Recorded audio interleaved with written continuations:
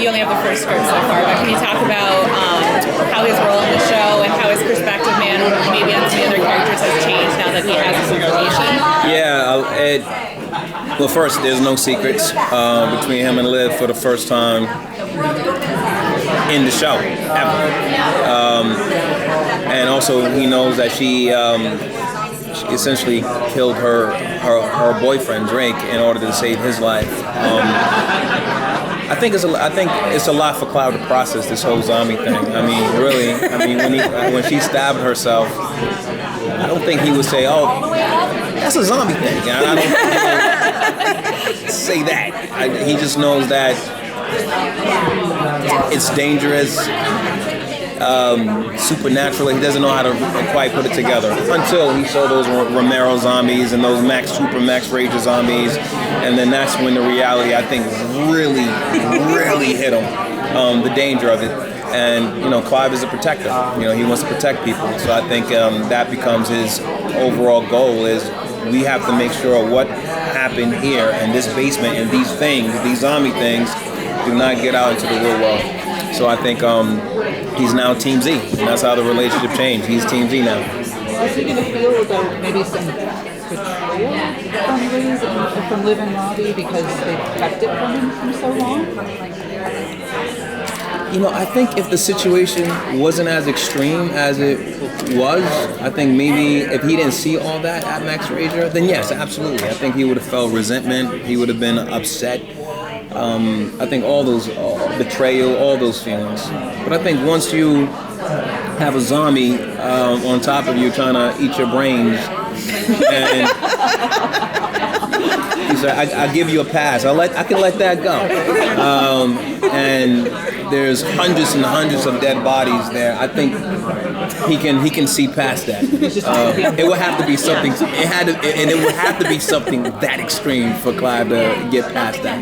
And so it happened. So I think he'll be over it. Well, thank goodness for that. Yeah. So how is he going to react to the militant zombies of Fillmore Graves? Like, how is he going to, he's got friends who are zombies, but then there's this whole other group coming in. Oh, absolutely, yeah. And they know exactly what's going on. They have an element of power. It's a branch he doesn't really know about. I don't know. I think it's an opportunity for some kind of power struggle, and the fact that he lost. Now he's pariah at the police department, so he doesn't have the support that he would have had if he hadn't threw away the Meat Cute Massacre case. Ruined that all the Chaos Killer case. But I think it's going to lead to an interesting dynamic, especially. We still don't know what their end game is, what Vivian stole. I think that Vivian, what she has and what the ultimate plan is. So it just adds for more drama, more dynamics, more texture, but still comedy. Still going to have few comedy in there too. We won't lose that. Well, not if there's going to be any more like case of the week. Obviously we'll have those as we go through the major arc. So now Clive's going to know why Liv knows what she knows. All of that, she conceded things. She has that ability. So strangely. Exactly. Like, oh, you are the victim. That's why. That's it. Yeah. But I think I'm excited for that. If there are, I think there are going to be cases here and there, because I think they have to go back to a sense of normalcy in order to kind of. But it obviously is not going to be the same as what we've seen in the last two seasons. I think he'll try to use it. I think he'll try to maximize that ability. I think there was a moment where after she killed Drake and she was mourning him, we had to go. I'm like, we have to go, and she wasn't going to go, so he has to talk to the brain. You're a soldier. He talked to the soldier. He talked to Jacob. And I think he was could have been the first character to actually deal with her as that character, not as Liv. So I think he'll use it. I think he'll use it to his advantage. Diane mentioned that there will be a Clive flashback episode coming up. Yeah, they told me that today. Yeah. So do you know anything more about that, or? I know about the first Clive flashback. He had a mustache. And I make the joke that, and maybe he'll bring back his turtleneck. Maybe So you just have like because aspirations. yes, because the turtleneck wasn't banned in the flashbacks; it was banned in the future. So it's. Wardrobe doesn't have it So anymore. what? I have one. So I'll bring my purple turtleneck.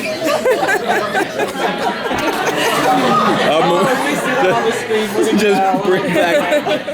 Yeah, I think it's a perfect opportunity to bring back the turtleneck with the leather jacket with the mustache.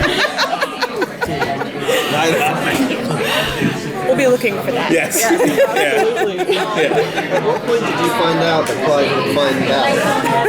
And what went through your mind? Like, did they tell you in front? Did you? No, I got the script as normal. I think we were shooting episode 17, and usually around the first day of filming is when you get the episode for the next script. And so the first pass is more of a skim through. And so I'm going through, and that's when I found out. I'm like, oh!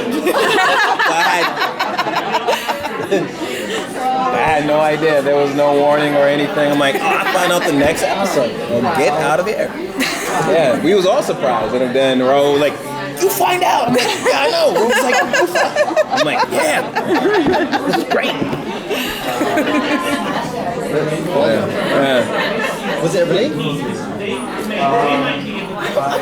It was. Was it a relief?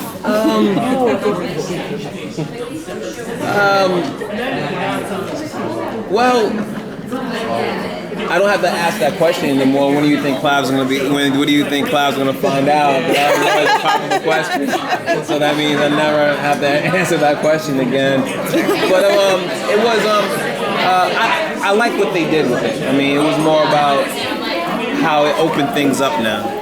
Anything that opens up the story, and I think that adds to the longevity of the storylines, the character, and the show, I think is great. And I think that particular timing, I thought it was great. I was like, oh, this is actually a great decision. Yeah, it was long enough. Yeah, it was long enough. Yeah. All right, thank you so much. Thank you.